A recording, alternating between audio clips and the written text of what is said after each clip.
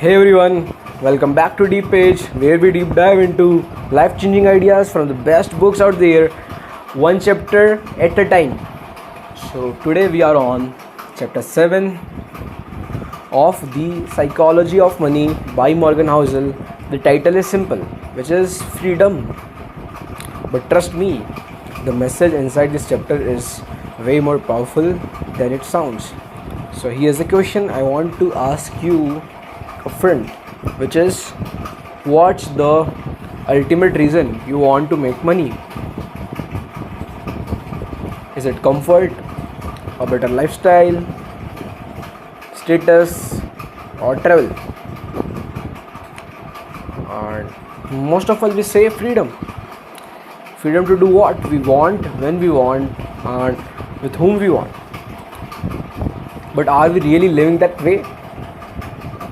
Let's break down what Morgan Housel really means when he say controlling your time is the highest dividend money pays. Controlling your time is the highest dividend money pays.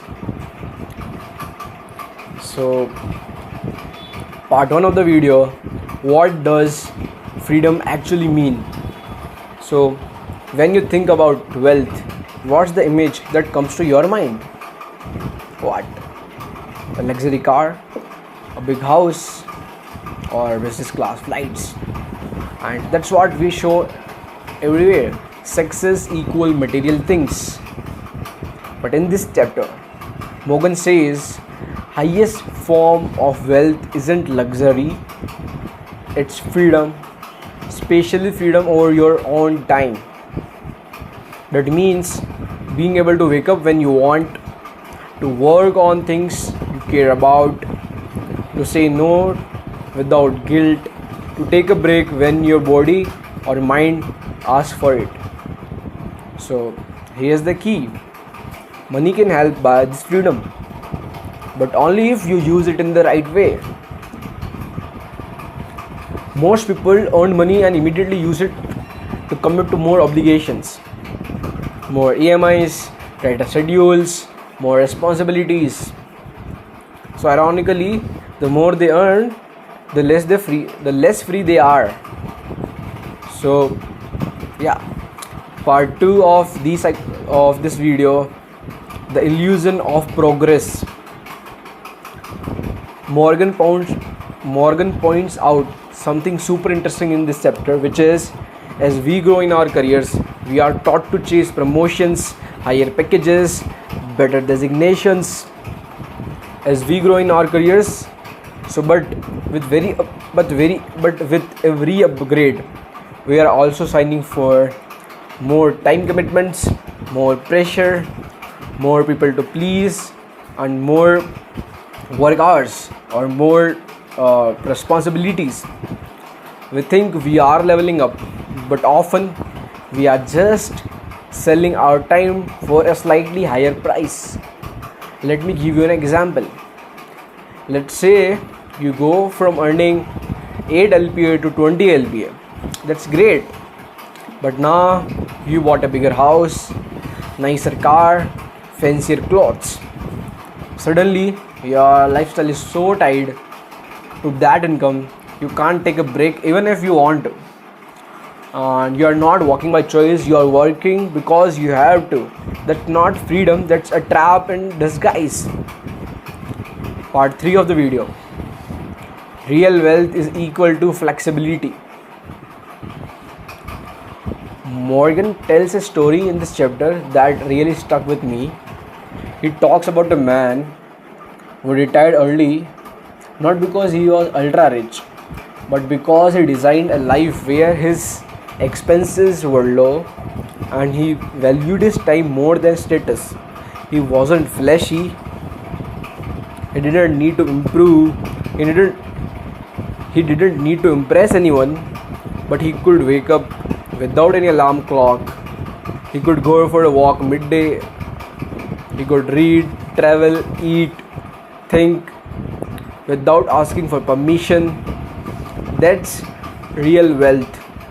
Compare that to someone earning 1 crore a year, working 12 hours a day, constantly in meetings, always stressed, and never seeing their family? Who is actually more richer? Morgan says the ability to do what you want, when you want, and who you want for as long as you want is the single most valuable currency in the world.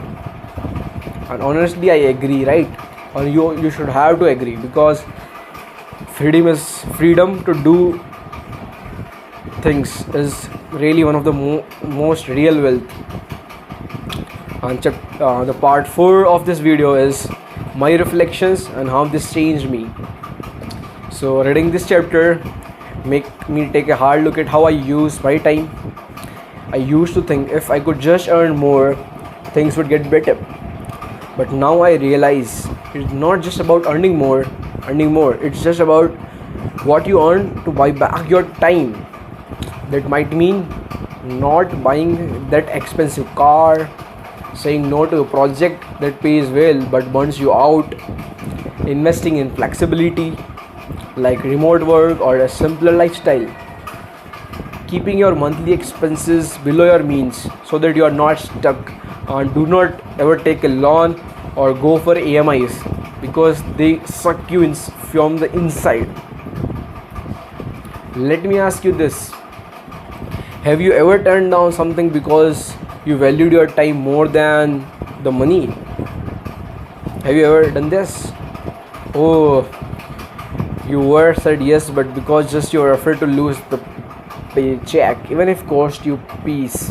I have done both, and trust me, the times I protected my time, those are moments I felt truly rich, because freedom is one of the most richer things in the world.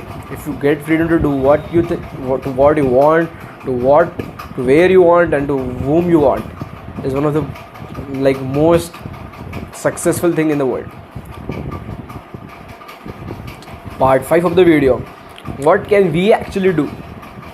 So what we can do with all of this? So first, here are 4 ways to use your money to buy more freedom in life. First, keep your fixed costs low. The lower your expenses, the less pressure you have to keep earning constantly. Freedom starts with flexibility. Second, value time over images. You don't need to impress anyone. Simplicity isn't boring, it's powerful. Say no more often. Sometimes protecting your peace is worth more than the paycheck. Fourth, invest in optionality. This means building skills, income sources, and saving that give you choices later. Remember, money is just a tool, and the best way to use the tool is to gain control over your time. So you need to be consistent and do the hardest work consistently enough to make a huge corpus or huge amount of money, and it will give you freedom in your all the times. So here's the final thought from the chapter 7. You are rich when you don't have to wake up to an alarm. You are rich when you take a nap in the afternoon without guilt. You are rich when your time belongs to you, not your bosses, not your clients, not your EMIs. That's kind of life I want to build. And I hope this chapter helps you rethink how you define success too. If this resonated with you, drop a comment and let me know what one small changes you made to gain more freedom in life. And if you found value in this video, please hit the like button and subscribe to the Deep page. Next up in chapter 8, a powerful one about different people see the world in totally different and why that affects how we handle money. Thanks for spending time with me. I will see you in the next video. See you soon. Keep reading, keep growing.